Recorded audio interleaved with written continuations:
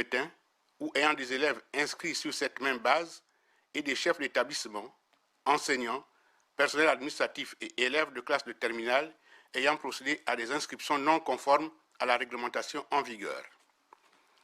Le ministre de l'Enseignement supérieur, de la Recherche scientifique, du transfert de technologies, de l'Éducation nationale chargée de la formation civique, vu la Constitution, vu la loi numéro 3/88 du 31 juillet 1990 fixant les conditions générales d'emploi des agents contractuels de l'État, vu la loi numéro 8/91 du 26 septembre 1991 portant statut général des fonctionnaires, vu la loi numéro 20/92 du 8 mars 1993 portant statut particulier des fonctionnaires du secteur éducation, vu la loi numéro 1/2005 du 4 février 2005 portant statut général de la fonction publique, vu la loi numéro 14/2005 du 8 août 2005 portant code de déontologie de la fonction publique, vu le décret numéro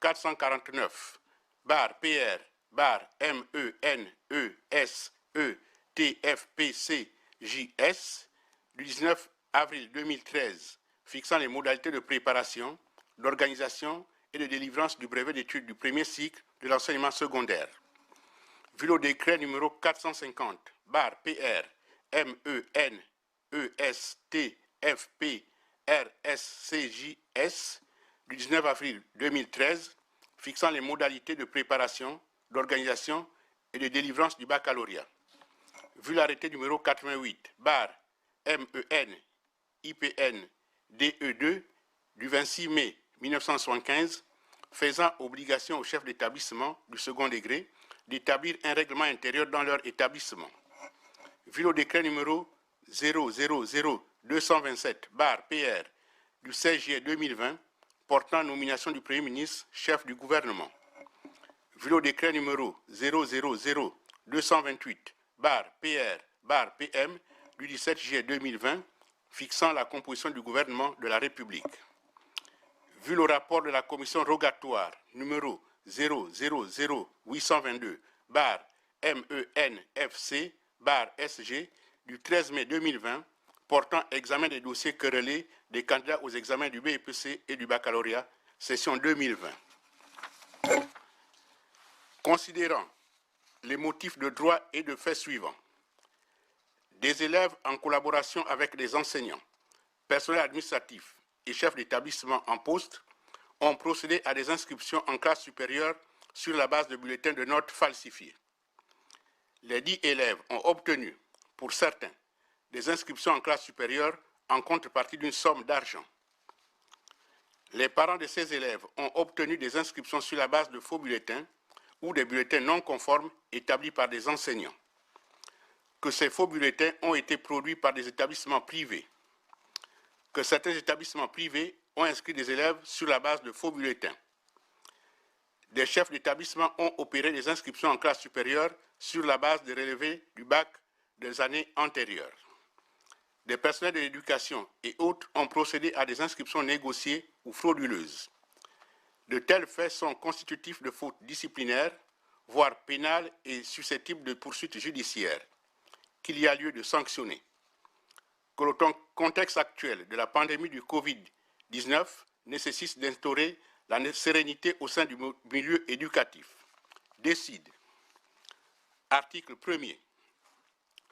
La présente décision, prise en application des dispositions des articles 128 et 133 de la loi numéro 8/91 du 26 septembre 1991 portant statut général des fonctionnaires et celle de l'arrêté numéro 88/MEN-IPN-DE2 du 26 mai 1975 faisant obligation aux chefs d'établissement du second degré d'établir un règlement intérieur dans leur établissement, porte sanction des établissements privés ayant produit de faux bulletins et des chefs d'établissement, enseignants, personnel administratif et élèves de classe de terminale ayant procédé à des inscriptions non conformes à la réglementation en vigueur.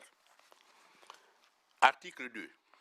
Sont sanctionnés de suspension de fonction pour une durée de 5 ans les chefs d'établissement dont les noms font l'objet de la liste portée en annexe. Les concernés sont remis à la disposition du secrétariat général. Article 3.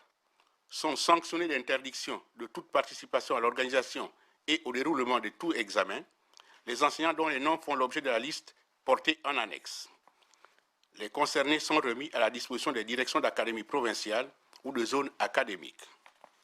Article 4. Les personnels administratifs dont les noms font l'objet de la liste portée en annexe sont remis à la disposition des directions d'académie provinciale ou des zones académiques. Sont sanctionnés d'un avertissement les établissements ayant inscrit les élèves sur la base de faux bulletins. Article 6. Les élèves incriminés sont sanctionnés selon le cas. Faux bulletins et ou inscription moyennant une somme d'argent ne sont pas autorisés à passer l'examen du baccalauréat session 2019-2020 et sont rétrogradés à leur niveau réel. 2. Inscription sans bulletin ou sans dossier sont exclus de l'établissement. 3. Inscrits en terminale avec un relevé du bac des années antérieures sont autorisés à passer l'examen du baccalauréat session 2019-2020. 4. Inscrits en terminale après succès au cours de vacances organisés au sein de leur établissement sont exceptionnellement autorisés à passer l'examen du baccalauréat session 2019-2020. Une notification sera adressée aux élèves concernés. La présente décision sera notifiée aux intéressés par courrier selon le tableau joint en annexe. Les concernés disposent d'un délai de 5 jours à compter de la date de la signature de la présente décision pour formuler d'éventuels recours. Article 8. Le secrétaire général, l'inspecteur général des services, le directeur général de l'enseignement scolaire et normal, le directeur général de l'enseignement technique et professionnel, le directeur général des examens et concours et les directeurs d'académie provinciale et de zone académique sont chargés, chacun en ce qui les concerne, de la stricte application de la dite décision. Fait à Libreville le 7 août 2020, le ministre, professeur Patrick Mugama Daouda.